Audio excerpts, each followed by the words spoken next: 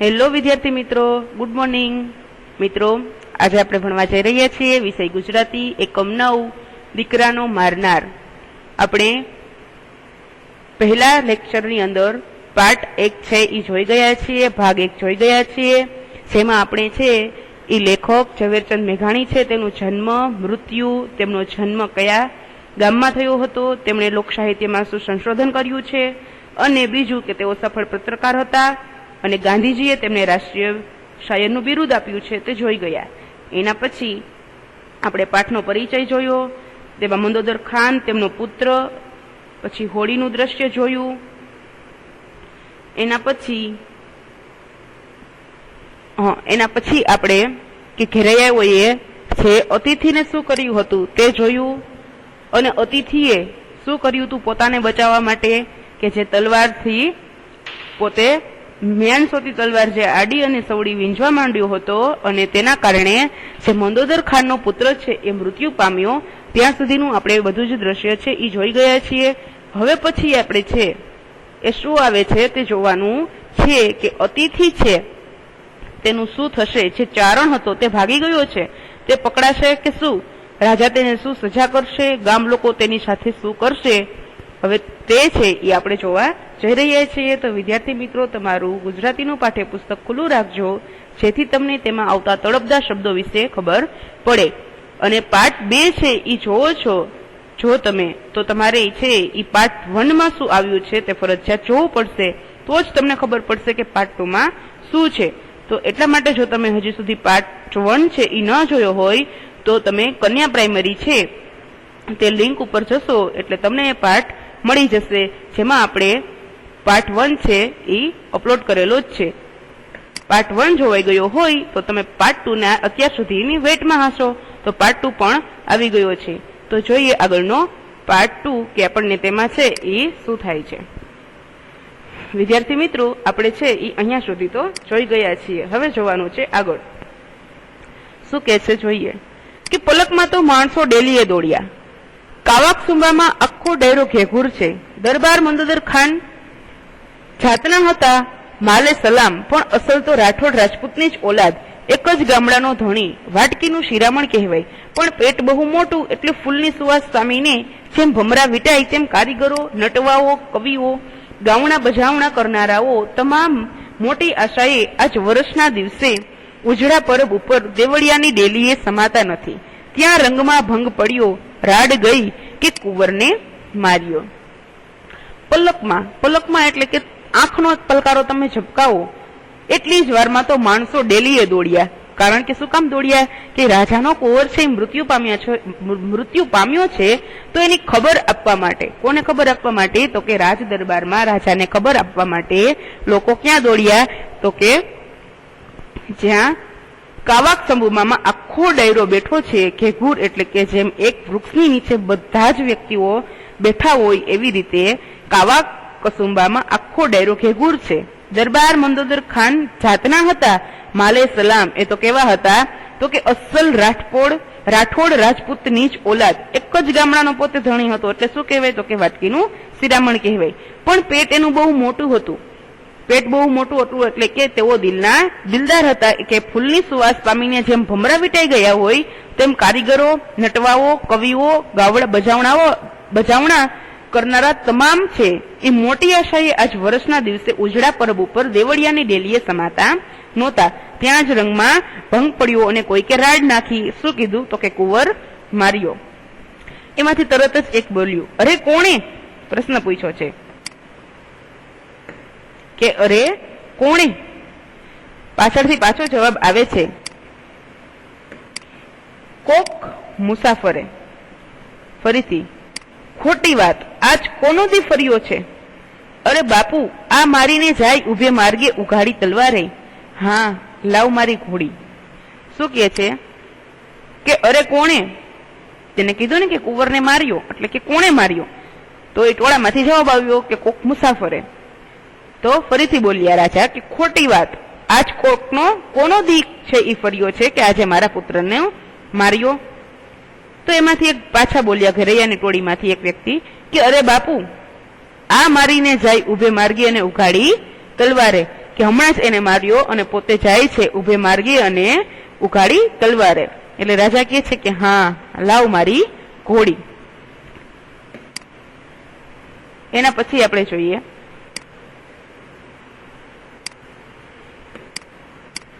₹2000ની રોજડી ઘોડી, હાથીના કુંભાથળ માથે છાતી, ડાબા માંડે તેવી ભાગતા હરણની સાથે ભેટા કરનારી. હું કીધું છે કે ₹2000ની એ રોજડી ઘોડી હતી. પોતે તો રાજા હતા એટલે એની પાસે તો ખાનદાની જ બધું હોય, એટલા માટે કહે છે કે ₹2000ની રોજડી ઘોડી, હાથીના કુંભાથળ માથે જાતી, કે હાથી જેવી એ ઘોડી, પણ કેવી કે ભાગવામાં તો હરણની સાથે ભેટા કરનારી. એને ફક્ત ચોકડાભર મંદોદર ખાનને રાંગમાં લીધી, સાથળ હેઠે તલવાર દબાવી એને રોજડીને ડચકારી, જાણે તીર છૂટ્યું. એને ફક્ત ચોકડાભર મંદોદર ખાને રાંગમાં લીધી એટલે કે એને શું કર્યું કે થોડી એવી એને ડચકારી એટલે પાછળથી થોડું એવું માર્યું કે જેથી ઘોડી છે એ ભાગવા માંડે. એટલે કે છે કે એને પોતે સાથળ હેઠે એક તલવાર છે એ દબાવી દીધી, અને બીજું કે રોજડીને થોડી ડચકારી અને જાણે તીર છૂટ્યું એવું લાગ્યું. ત્યાં તો ઘોડી છે એ તો દોડવા માંડી.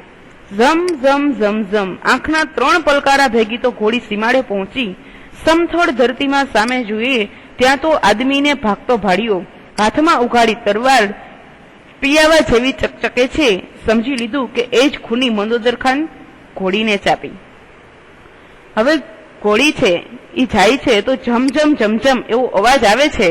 આંખના 3 પલકારાની ભેગી તો ઘોડી સીમાડા સુધી પહોંચી જાય છે, અને સમથળ ધરતીમાં એટલે કે તમે જ્યાં જુઓ ત્યાં તમને જમીન સિવાય કંઈ જ દેખાય નહીં તેવી જગ્યા, તો કે સમથળ ધરતીમાં સામે જુએ ત્યાં તો આદમીને ભાગતો ભાળ્યો, હાથમાં એને ઉઘાડી તલવાર પિયાવા જેવી ચકચકે છે. એટલે એને સમજી જ લીધું કે એ જ ખૂની છે, અને મંદોદર ખાને ઘોડીને ચાંપી, એટલે કે મંદોદર ખાને ઘોડીને ઊભી રાખી. એના પછી જોઈએ કે હવે છે એ શું થાય છે. ઘોડીને એને ઊભી રાખી દીધી અને એને જોઈ લીધું છે કે આ જ વ્યક્તિ છે એ ખૂની છે. મહેમાન દોડ્યો જાય છે, ત્યાં ડાબલા સંભળાય છે એટલે કે ઘોડી છે તેની પગની નીચે જે ગાદી હોય છે તેના ડાબલા સંભળાય છે, અને તેને પિત્તળ અથવા તો લોખંડના પણ એવા પહેરાવવામાં આવે છે કે જેનો અવાજ છે એ ઘણા દૂર ઉભા હોય છતાં પણ તમને સંભળાય. મહેમાન દોડ્યો જાય છે, ત્યાં ડાબલા સંભળાય છે, થંભી ગયો. પાછો ફરીને જોતાની વારમાં જ જાણી લીધું કે પોતાનો કાળ આવી પહોંચ્યો.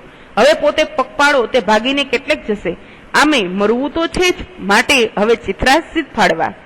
મહેમાન છે દોડ્યો જાય છે અને પાછળથી તેને ડાબલા સંભળાય છે. પોતે થંભી ગયો એટલે કે પોતે ત્યાં જ ઉભો રહી જાય છે. પાછો ફરીને જોતાની વારમાં જ જાણી લીધું કે હવે પોતાનો કાળ પણ આવી પહોંચ્યો છે. હવે પોતે તો પગપાળો એટલે કે પોતે તો દોડી અને ચાલીને જાય છે, તો કેટલેક સુધી ભાગી શકશે? કારણ કે મંદોદર ખાન પાસે તો શું છે? ઘોડી છે. પણ એને એ વાતની ખબર નથી કે તે જ રાજા છે, એ તો ખાલી ધારી લે છે. આમે મરવું તો છે જ, કારણ કે હવે એનો કાળ સામે આવીને ઉભો છે, તો એટલા માટે પોતે વિચારે છે કે આમે મારે મરવું જ છે, તો હવે હું ભાગીને પણ શું કરીશ? એટલા માટે એને આ શબ્દ વાપર્યો છે કે માટે હવે ચિત્રાસીદ ફાડવા. રૂઢિપ્રયોગમાં આવી શકશે એટલે યાદ રાખજો. ઉભો રહ્યો, બોલીને તો કાળને અટકાવાય એવું રહ્યું નથી, ખુલાસો કરવાનો વખત નથી રહ્યો, એટલે સામા ઉભા રહીને આ મુસાફરે પોતાની તલવાર પોતાને જ ગળે માંડી. પોતે ત્યાં ઉભો રહી ગયો. હવે તે સામેવાળા વ્યક્તિને કંઈ બોલીને કહેવાય એવું પણ રહ્યું નથી કે તમે મને માફ કરી દો અથવા તો મારાથી ભૂલ થઈ ગઈ, એવું કંઈ પણ બોલવાનું રહ્યું નથી. કારણ કે હવે પોતે શું કહે છે કે બોલીને તો કાળને અટકાવાય એવું તો રહ્યું નથી, અને કંઈ ખુલાસો કરવાનો વખત એટલે કે સમય પણ રહ્યો નથી. એને ખબર પડી ગઈ છે કે હવે મારો કાળ આવી ગયો છે અને મને તે મૃત્યુદંડ ફટકારશે જ. તો એટલા માટે મુસાફરે એટલે કે જે ચારણ હતો, જે અતિથિ હતો, એને શું કર્યું કે પોતાની જ તલવાર પોતાના ગળા ઉપર રાખી દીધી કે સામેવાળો વ્યક્તિ મને કંઈ કરે એના કરતા હું મારું મૃત્યુ ખુદ જ કરી દઈશ. અસવાર એ સમસ્યાને સમજી ગયો. અસવાર એટલે ઘોડા ઉપર આવનાર ઘોડેસવાર. તો કે અસવાર એ સમસ્યાને સમજી ગયો, જાણ્યું કે કોઈ ત્રાગાડું વરણ લાગે છે અને હું આગળ વધીશ તો એ તલવાર ગળામાં પોરવીને મારે સીમાડે લોહી છાંટશે. એમ સમજી એને રોજડીને થંભાવી અને આગેથી પૂછ્યું. ઘોડેસવાર છે એ આ સમસ્યા સમજી ગયો. જ્યારે છે એ ચારણે પોતાની ડોક ઉપર જ પોતાની તલવાર રાખી તો એ સમજી ગયો કે આ કોઈક ત્રાગાડું વરણ લાગે છે. વરણ એટલે કે જાતિ પ્રજાતિ, કે હું જો આગળ કંઈ વધીશ તો એ પોતાની તલવાર છે એ પોતાના ગળાની અંદર શું કરી દેશે? પરોવી દેશે. એટલે કે પોતાના ગળાની અંદર એક ચેકો પાડી દેશે જેથી એનું મૃત્યુ થઈ જશે. અને મારા સીમાડે લોહી છાડશે, અને આજે તો પવિત્ર દિવસ છે, હોળી ધૂળેટી છે, ભૂતાસળીનું પરબ છે, અને આવા દિવસે જો કંઈ આવું થાય તો એ કઈ ચાલે નહીં. એમ સમજી એને રોજડી એટલે કે ઘોડીને ત્યાં જ થંભાવી દીધી અને આગેથી જ પૂછ્યું. શું પૂછ્યું? કોણ છો? તો મહેમાને જવાબ આપ્યો કે ચારણ. શા માટે આવ્યો તો? એ રાજા પૂછે છે. તો મહેમાન કહે છે કે કાળનો બોલાવ્યો, ભેંસ્યું બધી મારી ખૂટી, છોકરા છાસ રાબ વગર રોવે છે, નહોતો આવતો પણ ચારણે ધકેલ્યો, મંદોદર ખાનની વાસના માથે અવાજ તૂટક તૂટક નીકળે છે, કુંવરને તે માર્યો? રાજાએ એમ પૂછ્યું. રાજા એને આગેથી પૂછે છે કે કોણ છો તું? ચારણ જવાબ આપે છે કે હું ચારણ છું. તો રાજા પૂછે છે કે શા માટે તું આવ્યો હતો? તો ચારણ બોલે છે કે કાળનો બોલાવ્યો. કાળનો બોલાવ્યો એટલે કે હું અહીંયા આવીશ અને મારી હાથે આવું થશે એવું મને કઈ ખબર હતી નહીં. મારો કાળ મને બોલાવતો હશે, આજે કદાચ મારું મૃત્યુ હશે એટલે હું આવ્યો હશું. અને પોતે કહે છે કે ભેંસ્યું બધી મારી ખૂટી એટલે કે મારી બધી ભેંસી છે એ મરી ગઈ છે, મારા છોકરા છે એ છાસ ને રાબ વગર રોવે છે, હું અહીંયા નહોતો આવતો પણ ચારણીએ એટલે કે મારી પત્નીએ મને ધકેલ્યો અને કીધું છે કે મંદોદર ખાનની પાસે જાજો, એ તમને કંઈક મદદ કરશે, એટલે હું મંદોદર ખાનની વાસના માથે અહીં આવ્યો છું. એમ પોતે બોલતા બોલતા તેનો અવાજ છે એ તૂટક તૂટક નીકળે છે, પોતાનો અવાજ પણ વ્યવસ્થિત નીકળી શકતો નથી. હવે એવું થાય જ કે આપણું મોત આપણી સામે હોય અને આપણે કંઈ બોલી શકીએ નહીં. તો રાજા એને પૂછે છે કે કુંવરને તે માર્યો? જોઈએ એના પછી કે ચારણ છે એ શું જવાબ આપે છે. સાચું બોલે છે કે ખોટું બોલશે, અને એને ખબર પડશે કે સામેવાળો વ્યક્તિ રાજા છે કે નહીં, એને કઈ રીતે ખબર પડશે કે રાજા છે, અને એને શું સજા થશે તે જોઈએ આપણે આગળ. મજા આવવાની છે. કે છે કે ઈશ્વર જાણે. ચારણે આપ સામે હાથ કર્યો, મને ખબર નથી, હું તો એટલું જ જાણું છું કે મારી ડેલીએ આવવું હતું. ચિથરા પહેર્યા હશે તો ભૂંડો દેખાઈશ એમ માની ભેળી લુગડાની એક કોરી જોડી હતી તે ગામ બહાર બદલાવી. ઘેરૈયા મને રોડવા આવ્યા, મેં એમાંથી ઉગરવા મ્યાનમાં બીડેલી તરવાર વીંજી. મ્યાન ક્યારે નીકળી પડ્યું એની મને ધૂળની આંધીમાં ખબર નથી રહી. શું કહે છે કે ઈશ્વર જાણે. એને એમ કીધું કે ઈશ્વર જાણે. ચારણે આભની સામે પોતાના હાથ છે એ પહોળા કર્યા અને શું કીધું કે આ તો ઈશ્વર જાણે, મને ખબર નથી, હું તો ખાલી એટલું જ જાણું છું કે મારે ડેલીએ આવવું હતું. ડેલીએ એટલે કે રાજાના દરબારમાં જ આવવું હતું. જો મેં ચિથરા પહેર્યા હશે તો હું ભૂંડો દેખાઈશ એમ માની અને ભેળી એટલે કે સાથે મેં એક કપડાની કોરી જોડી પણ લીધી, એક નવી જોડી લીધી અને મેં ગામની બહાર જ બદલાવી.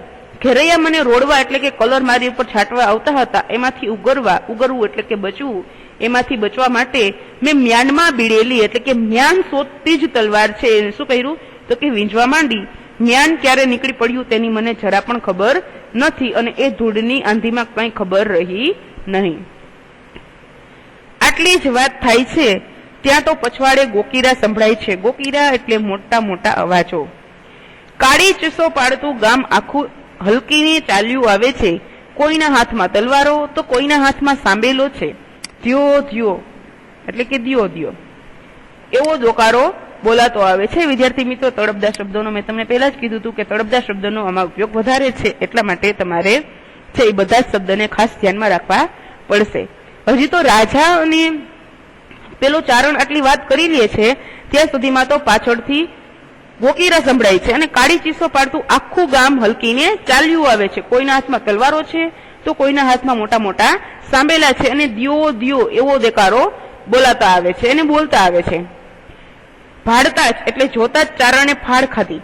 મંદોદર ખાને રોજડીને માથેથી રાંગ છાંડી પોતાની તલવાર આઘેરી ફગાવી દીધી અને પછી સાદ કર્યો, ગઢવા અહીં આવ, આ લે. શું કે છે? ભાડતા જ એટલે જોતા જ. જોવે છે કે પાછળથી ગામ આખું ચાલ્યું આવે છે. તો હવે ચારણને તો ફાળ ખાધી કે હવે ન થઈ ગયું કે હવે મારું મૃત્યુ નજીકમાં જ છે. મંદોદર ખાન છે એ કાંઈ પણ વિચાર્યા વગર સીધું જ રોજડીની માથેથી રાંગ એટલે કે રોજડીની માથા પાસે જે નાની એવી સોટી હતી એ સોટીને પોતે શું કરે છે કે પોતાની પાસેથી એની માથા ઉપરથી લઈ લે છે અને પોતાની તલવાર પણ આઘેરી ફેંકી દે છે, જેથી ચારણ છે એને કોઈનો ડર રહે નહીં. એટલે ચારણ છે એ જોવે છે કે સામેવાળો જે વ્યક્તિ છે એને શું કર્યું છે કે રોજડીની માથે જે સોટી હતી એ પણ લઈ લે છે અને પોતાની તલવાર પણ ફંગવી દે છે અને સાદ કરે છે કે ગઢવા, એ ગઢવા છે એ કોને સંબોધીને બોલે છે? તો કે ચારણને કે છે કે ગઢવા અહીં આવ, આ લે. એટલે પૂછે છે શું શું લઉં હું એમ. આગળ જોઈએ કે રાજા તેને શું આપે છે. હજી તો ચારણને ખબર જ નથી કે એ જ છે, એ મંદોદર ખાન છે, તેના પુત્ર હતો અને જે પુત્ર એના હાથે છે એનું મૃત્યુ થયું છે. હા, એ જ છે, એ રાજાનો પુત્ર છે. આગળ જોઈએ. આ લે, તેને પૂછે છે કે શું લઉં? તો કહે છે કે આ મારી ઘોડી આપું, ચડીને ભાગવા માંડ. શું કહે છે કે આ મારી હું તને ઘોડી આપું છું, આ લે તું ચડી અને ભાગવા માંડ. તો બોલે છે મહેમાન કે શું બોલો છો તમે? તો કહે છે કે ગઢવા, વાત કરવાની વેળા નથી. વેળા એટલે સમય. આ ઘણી વખત શબ્દ આવી ગયો છે કે વાત કરવાની વેળા નથી. આમ ગામ હલક્યું છે અને તે એના કુંવરને મારી નાખ્યો છે. આંબિયા ભેડા તારી કાયાના રાયરે જેવડા કટકા જાણ છે. શું કહે છે કે ગઢવા, વાત કરવાની સમય નથી. તે જોયું, આમ આખું ગામ હલક્યું છે અને તે એના કુંવરને મારી નાખ્યો છે. તને આંબિયા, આંબિયા એટલે કે તારી નજીક પહોંચશે એ ભેગા જ તારા રાયરે જેવડા કટકા કરી નાખશે. અરે પણ ભાઈ તમે?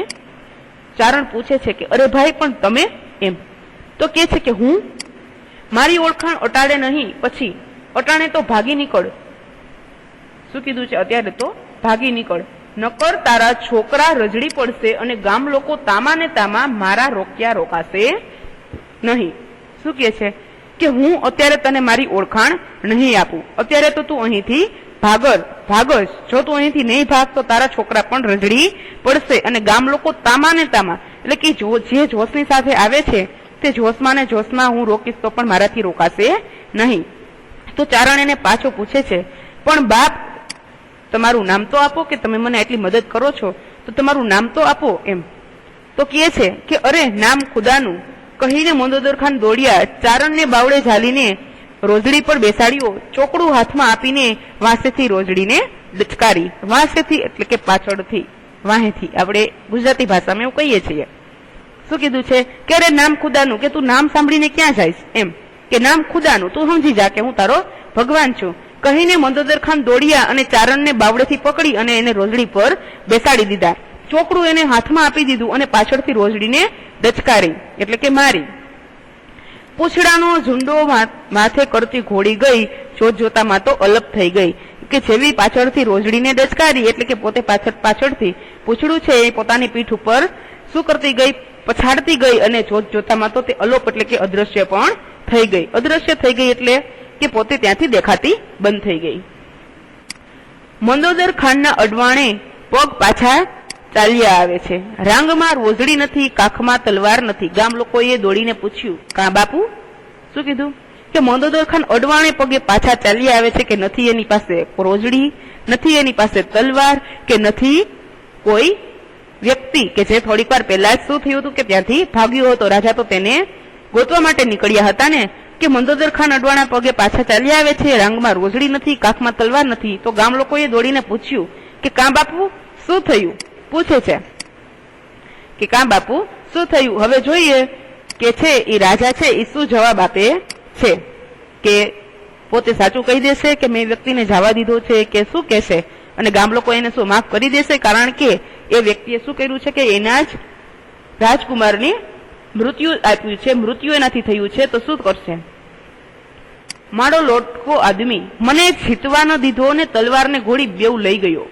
પોતે છે એ પોતાના ગામ લોકોની સામે ખોટું બોલે છે. કોને બચાવવા માટે? તો કે પેલા ચારણને બચાવવા માટે. એટલે પોતે કહે છે કે મારો લોટકો આદમી કે સામેવાળો વ્યક્તિ એવો હતો કે એને મને જીતવા ન દીધો અને મારી તલવાર અને મારી ઘોડી છે એ બેઉ લઈ ગયો. એટલે હવે કોઈ રાજા છે એ એમને તો કઈ રાજા બન્યા ન હોય, એની પાસે તો ઘણી બધી તાકાત હોય જ ને, કે સામેવાળો વ્યક્તિ છે એને જીતવા ન દે એવું તો બની ના શકે. એટલા માટે ગામ લોકો કહે છે કે અરે રાખો રે રાખો બાપુ. શું કહે છે? અરે કે બોલવામાં ધ્યાન રાખો રે બાપુ. વસ્તી એટલે કે ગામ લોકો, વસ્તીએ ખીજાઈને કહ્યું, ફણીધરની માથેથી મણી લઈ જાય તો જ મંદોદર ખાનની રાંગમાંથી રોજડી લેવાય. ઠાલા મૂરખ શું બનાવો છો અમને? 7 ખોટનો એકનો એક દીકરો એના મારાને ઉલટો ભગાવ્યો. શું કહે છે કે ફણીધર એટલે કે નાગની માથેથી કોઈ મણી લઈ આવે, નાગની માથેથી કોઈ મણી લઈ આવે તો જ મંદોદર ખાનના રાંગમાંથી રોજડી લેવાય. એટલું કામ છે કે કોઈ નાગ છે એની ઉપર જે મણી છે એને લઈ આવીને બતાવે તો જ આ મંદોદર ખાનના રાંગમાંથી રોજડી લેવાય. અમને મૂર્ખ શું બનાવો છો?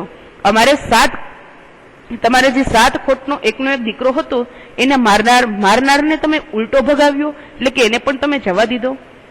તો છે ઈ રાજા જવાબ આપે છે, લ્યો હવે જાતિ કરો કે જવા દો. દરબારે શાંતિથી જવાબ વાળ્યો. શું કીધું? કે લ્યો હવે જાતિ કરો, હવે જવા દો. તો હવે જોઈએ કે એને જવા દીધો છે તો એની પાછળનું કારણ શું હશે? એને કેમ એને જવા દીધો? જાતિ શું કરે?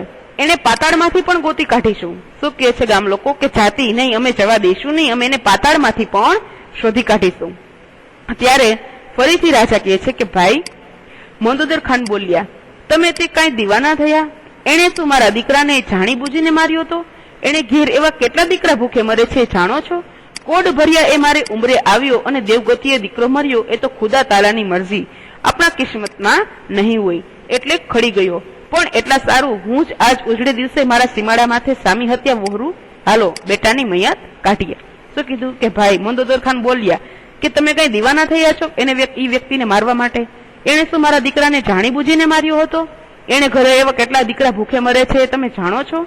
એ કોડ ભર્યા એટલે કે કંઈક આશા રાખી અને મારે ઉંમરે આવ્યો હતો અને દેવગતિએ મારો દીકરો મર્યો, એમાં ખુદા તાલાની મરજી એટલે કે એમાં ભગવાનની મરજી છે. આપણા કિસ્મતમાં મારો દીકરો એટલે કે રાજકુંવર નહીં હોય એટલે ખડી ગયો એટલે કે મૃત્યુ પામ્યો. અને એટલા માટે હું આજ ઉજળે દિવસે હું મારા સીમાડામાં સામી હત્યા વહોરું એટલે સામી હત્યા કરું. એ કયો ન્યાય છે?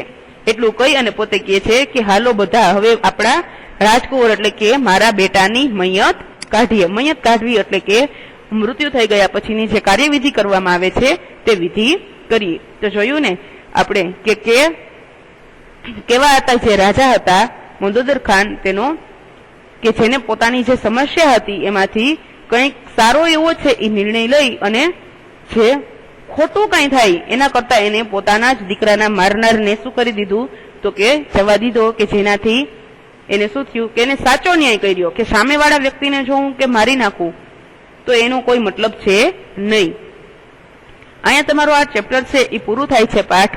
અને એના પછી આપણે જોઈએ શબ્દ સમજૂતી. કારણ કે આપણે આમાં ઘણા બધા તળબદા શબ્દ જોયા છે તો એનો સમજ છે એ મેળવવી ખૂબ જરૂરી છે કે જેથી તમને કોઈ પાઠમાં ન શબ્દ સમજાતો હોય તો આમાંથી તમને સમજાઈ જાય. આપણે જોઈએ શબ્દ સમજૂતી. એમાં છે કોરે મોરે એટલે કે આજુબાજુ અથવા તો ફરતે, હેડી હેડીના, સરખે સરખા, પરબ એટલે કે પર્વ, તહેવાર, ઉત્સવ, ફેસ્ટિવલ, ગુલતાન એટલે કે મશગુલ, રોડવું, રગદોડવું, અહીં રંગ છાટીને ખૂબ જ રંગવું એને કહેવાય રગદોડવું. ગોઠ્ય એટલે કે ગોઠ માંગવી અથવા તો ભેટ માંગવી. ખાસ કરીને હોળીના દિવસોમાં ગુલાલ રંગ વગેરે છાટનારને અપાય છે તે. બાસ્તા જેવું એટલે કે ખૂબ જ ધોળું સ્વચ્છ. બાસ્તો એટલે એક જાતનું સુતરાઉ કાપડ. પાશાબંધી કશવાળું. અંગરખું, બંડી વગેરે ભીડવાની દોરી બટનને બદલે કસ તરીકે ઓળખાય છે. કસ એટલે દોરી. દોરણું, બોરિયું અથવા બટન. બગસરા અમરેલી જિલ્લાનું એક ગામ છે, ગામનું નામ છે બગસરા. પછેડી આઢવાની જાળી ચાદર જેને આપણે પછેડી કહેવાય છે. વહરું એટલે કે કદરૂપું. સોતું સહિતનું અથવા તો સાથેનું. આપણે એમ કહેતા હોય ને કે ઈ સોતું કે એની હારનું અથવા તો એની સાથેનું. ઝાવા એટલે કે મથામણ. જોખમાવું અહીં છે કે જખમાવું, ઘાયલ થવું, કઈ લાગે અને ઘા પડે તો આપણે એમ કહીએ ને કે એને છે ઈ જખમાણું છે અને ઘાયલ થયું છે. હળી કાઢવી એટલે કે દોટ. કુંભાથળ કુંભસ્થળ, હાથીના માથા પર બે બાજુ ઉપસી આવેલો ભાગ. એના પછી છે ડાબો, ઘોડાનો ડાબલો અથવા નાળ. રાંગમાં લેવી, સવાર થવું. તામાને તામા, ઉશ્કેરાટમાં. લોઠકો એટલે કે શક્તિ વાળો. મર્મમાં રહેવું, કટાક્ષમાં કહેવું. ચાનક એટલે કે ઉત્સાહ, ચડે ભરાવવું, જીદ ઉપર આવવું. કેર જુલમ. ત્રાગાળું વરણ એટલે કે પોતાની માંગણી માટે અથવા તો ટેક માટે કે મુશ્કેલીના સમયે પોતાનો જીવ કાઢી આપનાર. જાતિ અહીં છે આપણે એને જે નામ આપ્યું છે તેનું નામ છે ચારણ. ફાળ ખાવી એટલે કે ડર લાગવો અને જાતિ કરવી એટલે માફ કરવું. આ છે શબ્દ સમજૂતી. તમે છે એ ગુજરાતીની પાકી બુકમાં એક વખત બધા જ શબ્દ લખી લેશો એટલે છે એ તમને બધા જ તળપદા શબ્દ અને શબ્દનો અર્થ સમજાઈ જશે. એના પછી આપણે જોઈએ રૂઢિપ્રયોગો રૂઢિપ્રયોગો પણ તમારે એક વખત ગુજરાતીની પાકી બુકમાં લખવાના છે. બધા જ રૂઢિપ્રયોગો લખવાના છે. માઝા છાડવી, નાળ રજા લે તેવું થવું, પાટકીનું શિરામણ હોવું, પેટ મોટું હોવું, દી ફરવો, હામ ન હોવી અને ચિત્રા પાડવા. તો આ બધા જ 1, 2, 3, 4, 5, 6 અને 7 સાથે 7 રૂઢિપ્રયોગ છે. એના તમારે અર્થ તો તમને આપેલા છે, પણ તમારે એના વાક્યમાં પ્રયોગ કરી અને ગુજરાતીની પાકી બુકમાં અવશ્ય લખવાનું છે, કે જેથી તમને એના અર્થ અને વાક્ય છે એ બનાવતા પણ આવડી જાય. એના પછી ખાસ વિદ્યાર્થી મિત્રો નવો વિષય છે ફરીથી ભાષા સજ્જતા. એમાં આજે આપણે ફરીથી શીખશું સંધિ. આપણે ટૂંકમાં જ જોઈ લઈએ સંધિ, કે બે કે વધારે શબ્દો જ્યારે અમુક ચોક્કસ નિયમોને આધારે જોડાય ત્યારે સંધિ થઈ કહેવાય. શું? કે બે કે વધારે શબ્દો, બે અથવા તો બે થી વધારે શબ્દો છે એ અમુક ચોક્કસ નિયમ પ્રમાણે અથવા તો અમુક ચોક્કસ નિયમને આધારે જોડાય ત્યારે શું બન્યું કહેવાય? તો કે સંધિ બની કહેવાય. તમે સંધિ જોડો છો, સંધિ છોડો છો, બે તમે કરો જ છો, એટલે તમને છે એ ફટાફટ સમજાઈ જશે. એક યાદ રાખજો કે સંધિના બે પ્રકાર છે. કયા કયા? તો કે સ્વર સંધિ અને બીજું છે વ્યંજન સંધિ. નીચે આખું કોષ્ટક તમને આપેલું જ છે. એક કોષ્ટક છે એ તમે જોશો અને એનો અભ્યાસ કરશો એટલે તમને સમજાય જ જશે. એમાં સ્વર સંધિમાં તમને કીધું છે કે સંસ્કૃત ભાષામાં એક શબ્દને છેડે આવતો સ્વર બીજા શબ્દની શરૂઆતમાં આવતો સ્વર સાથે જોડાય ત્યારે સ્વર સંધિ થઈ એમ કહેવાય. શું કીધું છે? કે સંસ્કૃત ભાષાની અંદર એક શબ્દને છેડે આવતો સ્વર એટલે કે છેલ્લો અક્ષર અને બીજો શબ્દ છે તેની શરૂઆતમાં આવતો સ્વર એટલે કે પહેલો શબ્દ એ જયારે જોડાય છે ત્યારે સ્વર સંધિ થઈ કહેવાય. આગળ જોઈએ. દાખલા તરીકે આમાં તમને એક આપેલું છે કે કવિ ઇન્દ્રી. આખું તમે વાંચો. કવિ પ્લસ ઇન્દ્ર, વી વ પ્લસ ઈ માનો ઈ હસ્વ, ઇન્દ્રના ઈ હસ્વ સ્વર સાથે જોડાતો ઈ હસ્વ પ્લસ ઈ હસ્વ બરાબર ઈ દીર્ઘ થાય છે. પરિણામે કવિન્દ્રી બરાબર કવિન્દ્રી સંધિ થાય છે. આને સ્વર સંધિ કહેવાય. જેમાં તમને બે શબ્દ આપેલા છે કે કવિન્દ્રી. એમાં તમને કીધું હતું કે પહેલા અક્ષરનો છેલ્લો શબ્દ એટલે પહેલો અક્ષર છે તેનો છેલ્લો શબ્દ અને એના પછીનો જે શબ્દ છે એનો પહેલો શબ્દ વી પ્લસ ઈ. એટલા માટે તમને વ પ્લસ ઈ આપેલું છે. એનો હસ્વ કયો છે? તો કે ઈ છે. એમાં હસ્વ છે ઈ. બે શબ્દમાંથી કયો છે? તો કે ઈ છે. ઇન્દ્રમાં ઈ હસ્વ છે. આ ઇન્દ્ર આપેલું છે તેમાં ઈ હસ્વ છે અને બને છે એને જોડતા શું બને છે? તો કે અહીંયા બને છે કવિન્દ્રી. કારણ કે કોઈ પણ સંધિ છે એ જોડો સંસ્કૃત ભાષાના આધારે જયારે જોડવાનું થાય ત્યારે તમને જે એક શબ્દ આપેલો છે તેનો આપણે પહેલો શબ્દ જોવાનો છે, બીજો શબ્દ આપેલો છે પહેલો શબ્દ આપેલો છે તેનો છેલ્લો શબ્દ જોવાનો છે અને બીજો શબ્દ આપેલો છે તેનો પહેલો શબ્દ જોવાનો છે. એટલે પહેલો શબ્દ આપેલો છે તેનો બીજો અને બીજો આપેલો છે તેનો પહેલો જોશો એટલે તમને મળી જશે તમારો જવાબ. અહીંયા આપણે જોયું તમે જે કવિન્દ્રી આપેલી હતી, કવિન્દ્રી આપેલી છે એમાં આપણે જોયું કે પહેલા શબ્દનો બીજો અને બીજા શબ્દનો પહેલો અને ઈ બરાબર કરતા તમને અહીંયા મળી ગયું કવિન્દ્રી. જોઈ શકો છો. એટલે તમને સંધિ મળશે કવિન્દ્રી થાય છે જેનો સ્વર સંધિ કહેવાય છે. અને આપણે એને કવિન્દ્રી નથી બોલવાનું, કવિન્દ્રી, કવિન્દ્ર. કારણ કે હસ્વ છે એ કાઢી નાખવાનો આવે છે એટલે કવિન્દ્ર. શું બોલાશે? કવિન્દ્ર. એના પછીના તમે ચોક્કસ જે નિયમો છે તેનો અભ્યાસ કરશો એટલે તમને સમજાઈ જશે. તેમાં આપણે પેલું જોઈએ. ક આપેલું છે કે સૂર્ય પ્લસ અસ્ત. એટલે અ છે એ બોલવો પડે છે, બોલવામાં આવે છે, પણ જયારે સંધિ છે એ આખી લખીએ છીએ ત્યારે સૂર્યાસ્ત આવે છે. પણ જયારે બોલીએ છીએ એ નિયમ પ્રમાણે તો વચ્ચે આપણે અ અને આ અથવા તો આ અથવા આ એવા વચ્ચે જે શબ્દ છે એ બોલાય છે. એમાં જોવો તમે બીજું એમાં આપણે શિવાલય એવું બોલીએ છીએ કે શિવાલય ત્યારે વચ્ચે અ છે એ બોલવામાં આવે છે તો કે શિવ આ લય. તો તમે આ ત્રીજું અને ચોથાનો અભ્યાસ કરશો એટલે તમને સમજાશે. એના પછી તમને એક આખું કોષ્ટક આપેલું છે. એ કોષ્ટકનો તમે છે એ એક પછી એક અભ્યાસ કરતા જશો. આપણે ક અને ખ જોઈ લઈએ. ત્રીજું, ચોથું અને પાંચમું છે એના પછીના તમારે ઘરે જ અભ્યાસ કરવાનો છે એટલે તમને એ સમજાશે. આ ખાલી તમારે અત્યારે સમજ પૂરતું જ છે. ખાલી સંધિ જોડો અને સંધિ છોડો એટલું બધું અઘરું પણ નથી કે જેથી તમને ના આવડે. એમાં છે રવિન્દ્ર અને પરીક્ષા. એમાં તમને સ્વર છે એ છૂટા પાડીને આપેલા જ છે કે રવિ ઇન્દ્ર આપણે આખું આમ નામ બોલીએ રવિન્દ્ર, તો વચ્ચે ઈ આપણે છે ઈ બોલવામાં આવે છે, એટલા માટે અહીંયા આપણે ઈ લગાવેલો છે. પરીક્ષા, તો એમાં એમ જ છે ઈ. તો એવી રીતે અહીંયા તમને જુદા જુદા છે એ વ્યંજનોની સાથે આપેલા છે.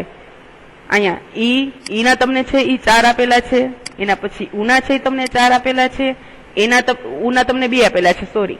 એના પછી તમને એના છે ઈ 4 આપેલા છે, એના પછી તમને ઓના છે ઈ આપેલા છે અલગ અલગ. તો એવી રીતે તમે વ્યંજનની સાથે સાથે આ સ્વર સંધિ શીખશો એટલે તરત જ તમને આવડી જશે. એમાં તમને ઘણા બધા ઉદાહરણો આપેલા છે. આ બધા ઉદાહરણો જ છે, જેમાં તમને કોઈકમાં 2 ઉદાહરણ તો કોઈકમાં 4 ઉદાહરણ આપેલા છે. અહીંયા તમે જોઈ શકો છો. તો જેવી રીતે તમે આગળ અભ્યાસ કરતા જશો એવી રીતે તમને બધા જ છે એ આવડી જશે કે ક્યાં તમારે કયો વ્યંજન લગાડવો. એના પછી આપણે જોઈએ આખું છે કોષ્ટક તમારી જાતે ઘરે જ કરવાનું છે. એ આપણે સ્વર સંધિ જોઈએ હતી. આ છે વ્યંજન સંધિ, કે વ્યંજન પછી વ્યંજન કે સ્વર આવે અને જોડાઈ જાય તેને વ્યંજન સંધિ થઈ એમ કહેવાય. દાખલા તરીકે તલ્લીન, જો આમાં તમે આપણે બોલો તો તદ્લીન કેમ બોલીએ? તલ્લીન માં દ અને લ વ્યંજન છે, બંને વ્યંજનો જોડાતા સંધિ થતા શું બને છે? તલ્લીન થાય છે. ત વર્ગ દંત્ય વ્યંજનો ત, થ, દ, ધ, ન ના વ્યંજનો સાથે લ વ્યંજન આવે તો દંત્ય વ્યંજનનો લ થાય છે. ઘણા શબ્દ છે તમે અહીંયા જોઈ શકો છો. નીચે તમને કોષ્ટક આપેલું છે કે વ્યંજન સંધિ સમજવા માટેનું કોષ્ટક, વર્ગ, એનું વ્યંજન અને એનું અનુશાસિક. આનો અભ્યાસ તમે ઘરે કરજો, તમને સમજાઈ જશે. એમાં ક છે ક, ખ, ગ, ઘ, પછી છે ડ, ચ, છ, ઝ, ઝ, અહીંયા ઝ, ઠ, ઠ, ડ, ઢ, હણ. તમે જોઈ શકો છો કે વ્યંજન સંધિ સમજવા માટેનું જે કોષ્ટક છે એનો અભ્યાસ ઘરે કરશો એટલે નીચે તમને જે ઉદાહરણ, સંધિ અને તેના નિયમ આપેલા છે એ સમજાઈ જશે.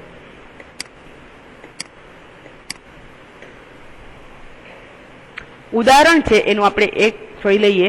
ક તમને આપેલું છે કે જગદીશ, જગદીશ ત, થ અને દ ની સાથે. એનું નિયમ શું છે તો કે અનુશાસિક સિવાયના વ્યંજન પછી સ્વર કે ઘોષ વ્યંજન આવે તો વ્યંજનની જગ્યાએ તેના વર્ગનો ત્રીજો વ્યંજન મુકાય છે. જગદીશ, જગદીશ, જગદીશ, જગદીશ. તમે જોઈ શકો છો કે અનુશાસિક સિવાયના વ્યંજન પછીના સ્વર કે ઘોષ વ્યંજન આવે તો વ્યંજનની જગ્યાએ તેના વર્ગનો ત્રીજો વ્યંજન પણ મૂકી શકાય છે. આમાં પહેલું ત, થ અને દ વ્યંજન છે, તો આપણે કેટલામો વ્યંજન મૂકવાનો કીધો છે? ત્રીજો. તો આપણે મૂક્યો છે કે જગત ઈશ. આમાં આપણે પહેલો વ્યંજન મૂક્યો છે જગત ઈશ. તો એવી રીતે તમારે નિયમ પ્રમાણે મૂકતા જશો. તમને જે વ્યંજન મૂકવાનો કીધો હોય તે તો તમારા જે શબ્દ છે એ તમને મળી જશે. એવી જ રીતે તમને ગમાં દિગઅંત, દિગઅંત આપેલું છે અને શબ્દ થાય છે દિગંત. એમાં ત્રીજો શબ્દ તમને મૂકવાનો કીધો છે તો આપણે અહીંયા મૂક્યો છે ગ. બધાના છે નિયમો એ અલગ અલગ હોય છે. તો આ છે તમારે ખાલી સંધિ જોડો અને સંધિ સમજવા માટે જ છે, સમજવાનું છે. બાકી કોઈ એને ખાસ યાદ રાખવાની કઈ જરૂર નથી. જો સંધિ જોડતા અને સંધિ છોડતા ખાલી આવડી જશે એટલે તમે વ્યવસ્થિત કરી શકશો. એના પછી છે આપણે અભ્યાસ. એના તમને વિકલ્પ આપેલા છે. એના પછી 1-2 વાક્યના પ્રશ્ન આપેલા છે. એના પછી તમને એક સ્વાધ્યાય આપેલું છે જેમાં પણ પ્રશ્નના ઉત્તર જ આપેલા છે.